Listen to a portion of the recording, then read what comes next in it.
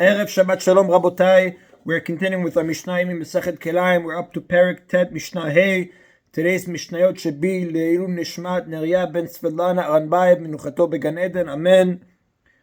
Rabotai, today the Mishnah is going to discuss whether a person who is selling shatnez garments can wear his merchandise in order to display it. What does that mean? People generally who sold clothes, they would wear their merchandise in order to model it for customers. So let's say a person has a garment made out of shatnez. Can he wear it to model it for his customers? So the Mishnah says, Mochek sut mochin kedalkan. Garment sellers can sell their merchandise like they usually do, meaning they can wear the garments in order to show them to the customers, even though it's shatnez. As long as when they wear it in the summer, they do not intend for the garment to protect them from the sun. And in the winter, they do not intend for the garment to protect them from the cold. Why? Because the isur to wear shatnez, the prohibition to wear shatnez, applies only when the person wears the garment as an article of clothing. Here, the seller is not intending to wear it as an article of clothing. He's intending it in order to show its size. However, he is not allowed to intend for the garment to protect him from the weather. Why? Because when he does this, when he intends for it to protect him from the weather, he is now using it as an article of clothing, and that is a sul, because it's shatnez.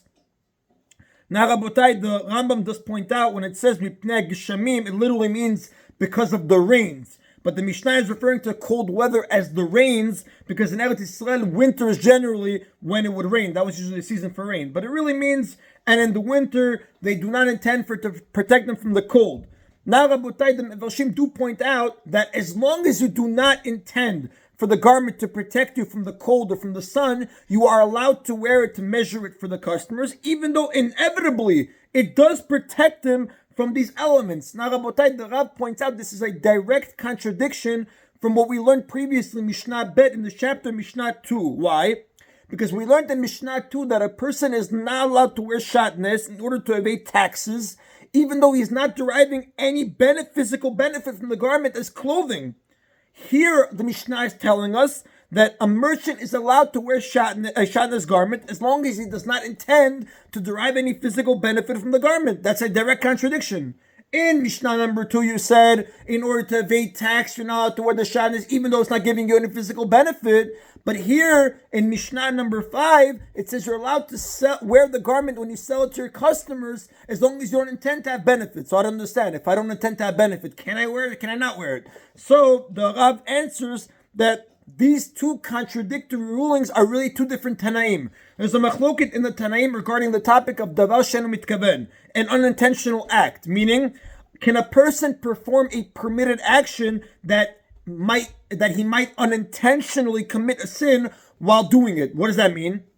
An example is, a person wears a garment to model it for his customers, which is mutar, but while he does this, he might unintentionally derive physical benefit from the shatnez, which is asur. Rabbi Shimon holds that davar she'eino mitkaven is mutar, an unintentional act is permitted, meaning our Mishnah is following the opinion of Rabbi Shimon that as long as the merchant does not have kavanah to benefit from the garment physically, he is allowed to model it to his customers, even though it's shatnez. Rabbi Yehuda disagrees. Rabbi Yehuda maintains that davar she'eino mitkaven is asur, an unintentional act is forbidden. That's the opinion of Mishnah Bet, Mishnah number 2, that a person cannot wear a shatnez garment to evade the tax. Why?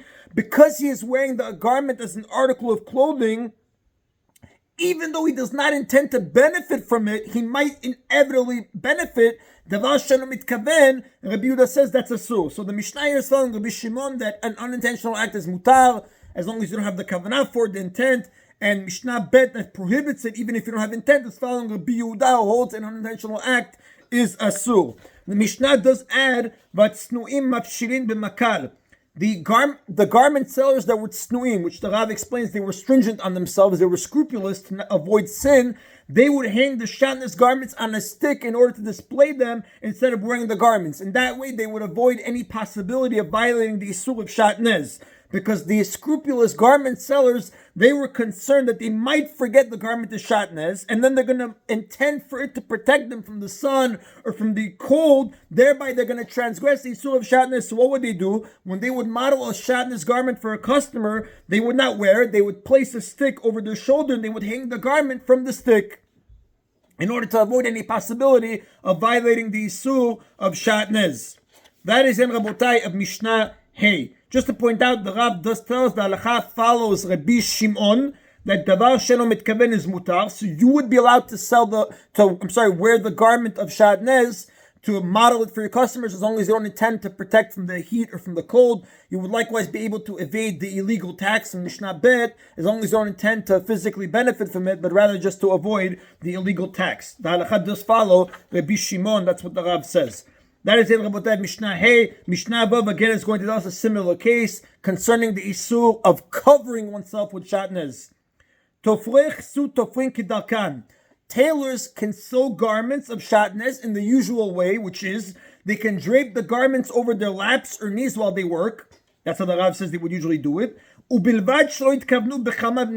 long as in the summer they don't intend for the garment to protect them from the sun, and in the winter they do not intend for the garment to protect them from the cold. Why? Because the isur, the prohibition on covering yourself with shatnez, applies only when the garment intends or gives some form of physical benefit, like warmth or protection. But as long as the tailor has no intent of deriving any physical benefit from the garment that he's sewing, he can lay it on his knees. And again, Rabotai, even though the garment might in fact inevitably provide the tailor with warmth from the cold or protection from the sun, it is mutar. Why? Because he does not have intent for the physical benefit.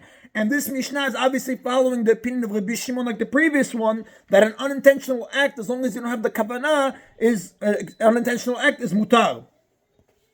The Mishnah does conclude again, Vatsnuim tofrim ba'aretz. However, the tailors who are strict on themselves, or scrupulous to avoid sin, they would sew the shatnez garments on the ground, and they would not rest it on their body, and like this they would avoid any possibility of violating shatnez. Again, Rabotai, this would be mutar because we follow the opinion of Rabbi Shimon. That is the end of today's Mishnah. Mi Rabotai, Baruch Adonai Le'olam, Amen v'Amen.